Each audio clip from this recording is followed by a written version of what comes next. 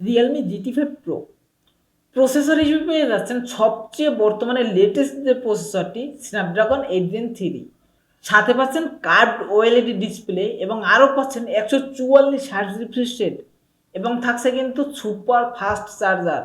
তো বুঝতেই পারছেন এই ফোনটি কিন্তু একদম একটি ফ্ল্যাগশিপ কিলার ফোন, মানে এত ভালো একটি ফোন এই বাজেটে, মানে কল্পনার বাইরে। সো আজকের ফোনটি সম্পর্কে বিস্তারিত জানতে হলে আমাদের ভিডিওটি সম্পূর্ণ দেখতে হবে। এবং আরেকটি কথা, যারা এখন আমাদের চ্যানেল নতুন আছেন, চ্যানেলটি সাবস্ক্রাইব করেননি, প্লিজ আমাদের চ্যানেলটি সাবস্ক্রাইব করে দেবেন এবং পাশে থাকা বেল আইকনটি অন করে দিবেন, যাতে আমরা নতুন কোনো ফোনের রিভিউ নিয়ে আসলে সবার আগে আপনি দেখতে পান। So let's go on.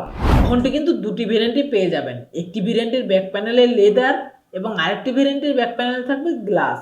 Rare প্যানেলে রয়েছে কিন্তু রাউন্ড শেপের একটি ট্রিপল ক্যামেরা সেটআপ এবং এই ক্যামেরা বামটা কিন্তু অনেকটাই উঁচু এবং এই ফোনটির রেয়ার প্যানেলের দুই সাইড দিয়ে কিন্তু হালকা কার্ভ, যে কারণে ফোনটি ধরতে মানে হ্যান্ড ফিল অনেক সুন্দর পাবেন। এবং বডি ফ্রেমটি থাকছে অ্যালুমিনিয়ামের এবং এই ফোনটির নিচের দিকে রয়েছে USB type C port, speaker এবং একটি সিম কার্ড ট্রে। এবং এই সিম ট্রেতে কিন্তু আপনারা শুধুমাত্র দুটি সিম ইউজ করতে পারবেন, এক্সটার্নাল কোনো মেমোরি কার্ড ইউজ করতে পারবেন না। ফোনটির রাইট সাইডে রয়েছে ভলিউম আপ ডাউন বাটন এবং একটি পাওয়ার বাটন এবং ফোনটির উপরের দিকে রয়েছে আইআর ব্লাস্টার এবং একটি নয়েজ ক্যান্সেলেশন মাইক।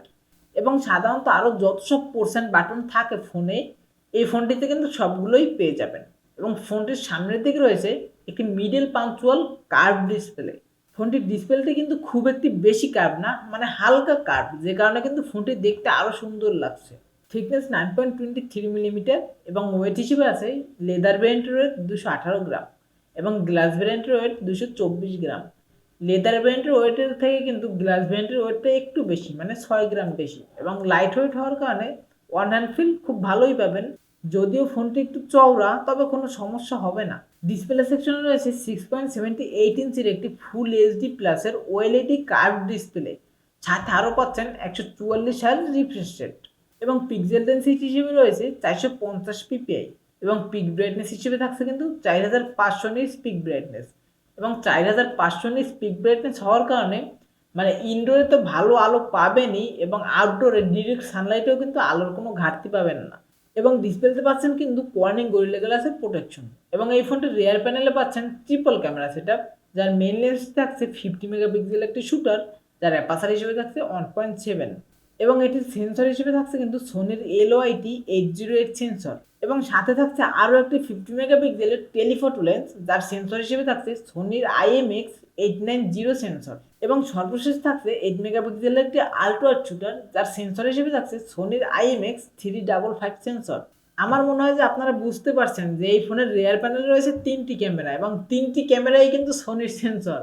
আর আমরা সকলেই জানি যে ক্যামেরা সেকশনে সবচেয়ে সেন্সর হিসেবে সোনির সেন্সর বেস্ট। তো এই ফোনের ক্যামেরা কোয়ালিটি নিয়ে কথা বলার কোনো অপশন আশা করি পাবেন না।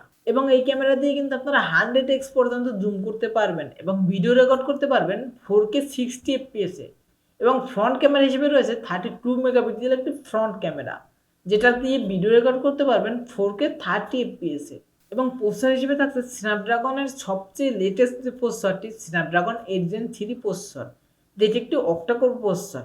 এবং এই ফোনটির অপারেটিং সিস্টেম হিসেবে রয়েছে অ্যান্ড্রয়েড 14 এবং ইউআই হিসেবে রয়েছে রিয়েলমি ইউআই 5.0। তবে এই ফোনটির সিকিউরিটির জন্য ফিঙ্গারপ্রিন্ট সেন্সর হিসেবে রয়েছে কিন্তু ইন ডিসপ্লে ফিঙ্গারপ্রিন্ট সেন্সর, যেটি খুবই ফাস্ট অ্যান্ড অ্যাকুরেট।